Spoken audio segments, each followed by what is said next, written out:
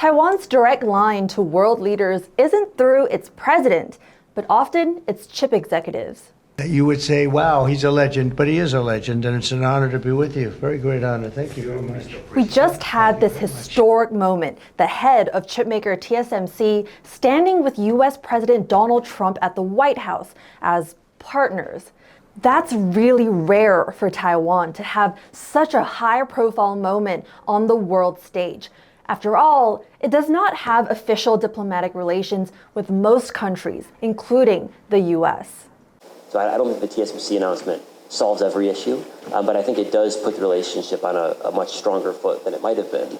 The global economy has a vested interest in securing Taiwan's chips because they're used in nearly all daily devices, from your car to your phone, and that became clear during the pandemic when people were buying electronics left and right, but companies were unable to produce them due to supply chain issues, one of the biggest bottlenecks being the chips. So these chips are really important, and 90% of the advanced ones come from Taiwan. So it's in other countries' interests, such as the United States, to defend it, creating what's known as Taiwan's Silicon Shield. But one man's ambition threatens that. 两岸同胞一家亲，谁也无法隔断我们的血脉亲情。 谁也不能阻挡祖国统一的历史大势。 In our last video, we explored the history of how Taiwan became so dominant in chips. Now let's look at the role chips play in Taiwan's national security and whether TSMC investing overseas strengthens or weakens that.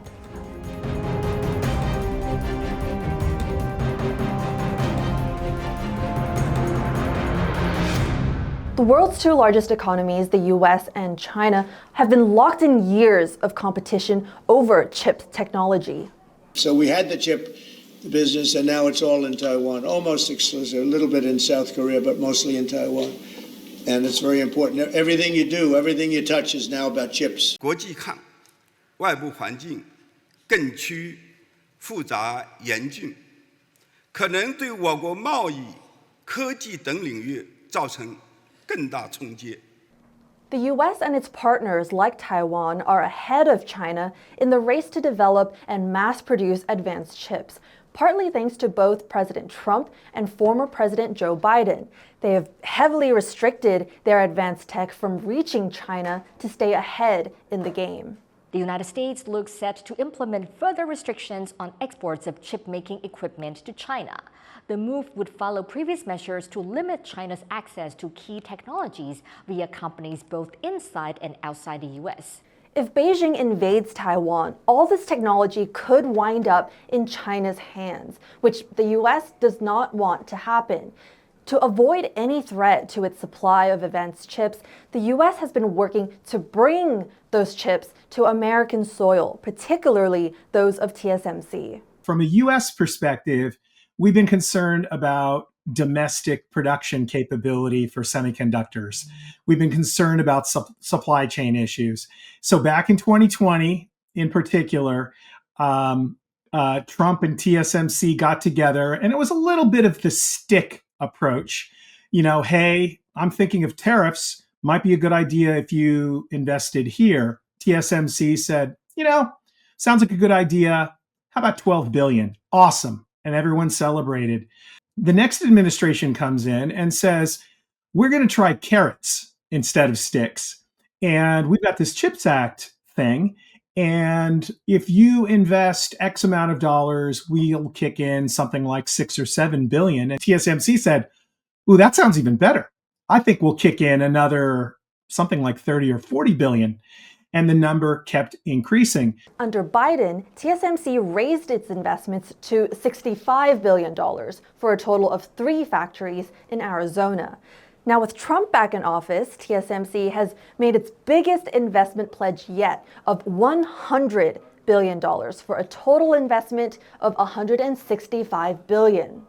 We are going to build 3 more new fabs after we promised the 3 fabs already, and another 2 very advanced packaging fab, and most important, R&D center also in Arizona. At this point, we're seeing TSMC put in its largest foreign investment to date in the US, which the White House says is also the largest direct foreign investment in the country's history. But this has sparked widespread debate in Taiwan, including in Hsinchu, where the chipmaker is headquartered. 或许有一些友好的成分在，或是有一些资金技术的移入，那美国那边也可能在中美关系上会对台湾好一点。是他会做这样的决定，我觉得他们自己魏哲家也说过嘛，他花了很多的人力物力，包含金钱。其实美国是最难的，但是为什么还要做？我觉得一定是有一些不得不的考量。台积电在台湾，它有一连串的产业会跟它一起。那他今天去的不管是多少，那今天的额度这么大，其他连带过去的产业会更多。那所以说，至少在台湾本身啊，人家讲细盾，那至少也搬一搬过去了吧。Fears for the silicon shield are at play here. If more of TSMC's advanced chips are abroad, will countries still feel compelled to defend Taiwan? To dispel these fears, Wei clearly said TSMC's core and advanced technologies will stay in Taiwan, and that its U.S. investments are purely business.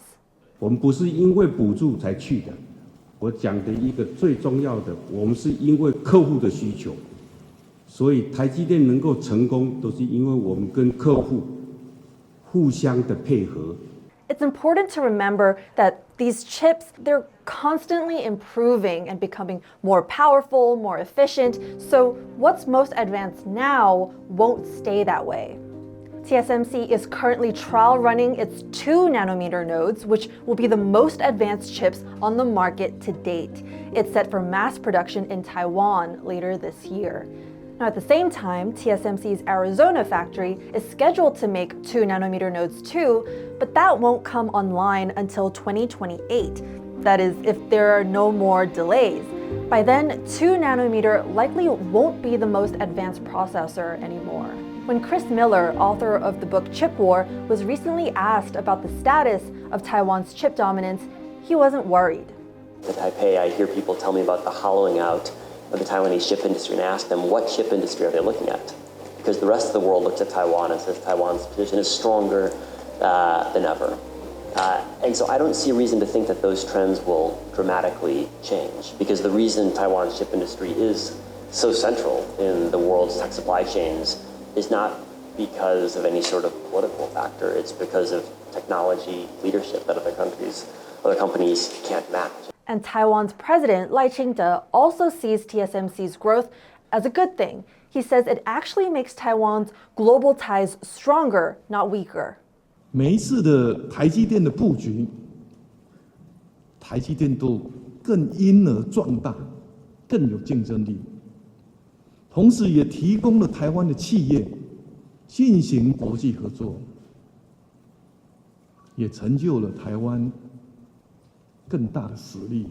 While all the talk of U.S. investment has seen TSMC make international headlines, the company has also been signaling its commitment to its operations in Taiwan, with 11 more production lines to be built here this year.